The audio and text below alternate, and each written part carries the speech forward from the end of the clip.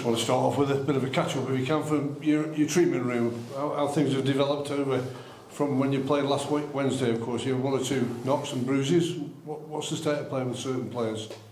I think everyone's virtually getting there. We've still got 1 or 2, but everyone's on the right track. I think if it was a cup final tomorrow, everyone would be fine. The fact that it's not taking anything away from Lincoln. You know, it's a turn of phrase as opposed to anything associated with Lincoln.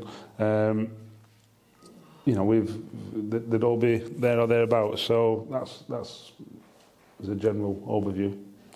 So you're getting ready to renew that battle again. You've had a few days off from competitive football, so you've worked with your players. Are you ready for the challenge ahead that's coming now with a very hectic schedule? Yeah, of course. I think everyone who's seen our last 3 or 4 performances would say that the performances have been there. It was patchy at Wimbledon, but we were still good when we were good. Ipswich, we were good. Who did we play in the Papa Johns? Doncaster. Thank you, Graham. Doncaster were very good. But I knew you were playing Doncaster. Yeah. You know, so the performances have been there, and I think if the performances are there, the results will look after themselves. So, you know, we know if we've got to keep performing well, keep improving, and if we do, then we've got a greater chance than ever of picking up wins, which is what we need. It is that hectic month, isn't it? And it can all quickly change. Your league table position can go the right way for you. There's no doubt about that. If you can mirror better performances with getting results. Yeah, I think, like I say, I think if you speak to anyone who's seen us over the last 3 or 4 games, they'd all say that the performances weren't reflective of the league position. The fact is that's where we are. So we're not kidding ourselves on. We've got work to do.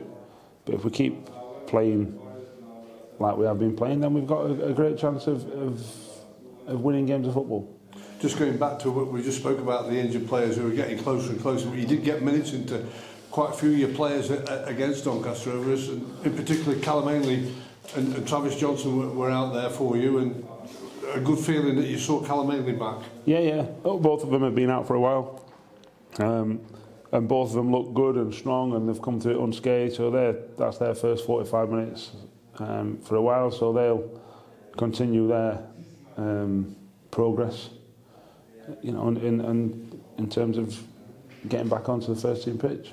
You've slotted 1 or 2 players into different roles in the last few weeks when you've gone with your 3 at the back and your wing backs. Callum Ainley had that type of role against Doncaster for the 45 minutes. He's had quite a few roles, hasn't he, in his professional career at Crewe. What can he bring to that role if you decide to give him an extended role? Well, I think if anyone who saw him on Wednesday night saw a real positive performance, he's capable going the other way. But you know, the fact that they took the lad off at half-time said everything you needed to know about Callum's performance in that first half. It was very good. So that's what he can bring there. He's in that position, he's a winger with a few defensive responsibilities. So, you know, I've got no reason to doubt that he can do that. He's a versatile player, Callum. He always has been, because he's got a football brain on him. You know, we've got to make sure he's effective in each of them positions. By that I mean he's always capable. We've got to make sure he becomes a goal scorer or an assist maker in whatever position he goes into. And I'm sure he will, because he's a good player. You just talked about, you know, 1 or 2 defensive roles that he has to take on. Is that something that you have to just talk to him about? You don't want him to be an out-and-out right back, do you? Or defensive right back. You want him to be further up the field. Is that the discussions you have? Well, the last 2 or 3 games before the Doncaster game, we've been playing Scott Cashket there, who was a centre forward. There's no getting around that. He's a centre forward. Callum's not a centre forward, so he's naturally got a bit more of an eye on what happens behind him. Although so if he did go there, we certainly wouldn't be playing him as a fullback. You know, listen, that's probably a secondary position for him, but one that he's capable of doing. That, you know, he's an attacking midfielder. He's a number 10 primarily, but we wanted to make sure he could run up and down, sort of, you know, unimpeded the other night. You know, it's important that he got 40. He was only playing 45 minutes, so it was important that he stretched his legs as much as he could in them 45 minutes. Well, the most physically demanding position is wing back, and he did that the other night. That's why he played there and not number 10, because we could have quite easily put Ben Knight there and Callum Haley as the 10, quite easily, if we'd have thought Ben Knight needed more of a physical output. You know, and if he was only playing 45, but it wasn't, so that's why we played Callum there primarily. This football club over the many years has given hundreds and hundreds of debuts from their own players. How impressed were you with how they stepped up, those youngsters, the other night? And in your thoughts now for the rest of the season, the Joel Taberners, the Conor Reardons and Nathan Woodthorpes and people like that, because already, you know, the Zach Williams has got himself in the first team. Yeah, well, look, Tabs played in the last round of that competition, did ever so well against Wigan, and obviously he come on and he was good again. He was good yesterday in the Youth Cup, and obviously Big Conor O'Riordan, he was assured. And, you know, they're playing against virtually Doncaster's first team. I think they only made 2 changes. So when you're coming up against Jordi Huulu and Joe Dudu and Sekur, the boy from Watford, then you know you've got your hands full. I thought Big Conor did it with aplomb, and Nathan did well in the last round in the middle centre half. Didn't do as well this time as left wing back, but then that's all part of the development. You know, we tried to use them games as development.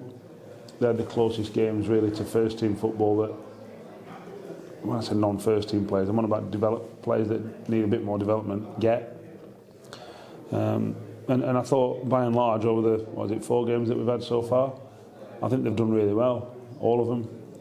So I'm really pleased with the progress of, let's call them non-established first team players, because they might have played 4, 5, 10 games. Like Travis Cummon, he's played 10, 15 games, did fine against Tommy Rowe. They brought on at half time, who's a good player. Tommy Rowe is a good player, and he did fine. Played the role differently to Callum, but did fine, and it was important for him. So, all the outcomes that you wanted from a night like Wednesday, I think we got. I know obviously the immediate task and all your thoughts are trained to getting out of the bottom 4 with your first team players. But is the future bright with that group and the youth team in the 4th round of the FA Youth Cup? I think so. I think the future's always bright while we're running the academy. I think, Aidan, the academy manager, showed me a stat this week from a website or some social media team that has us 11th best in the whole country in terms of productivity. Well, that's not bad. When you think that your Cities and your Chelseas and your Man United spend millions, like tens of millions on their academy, and we spend nowhere near that, and we're the 11th best in the whole country. Streets ahead of other clubs that spend fortunes. So, that's, and they're all Cat 1 clubs above us.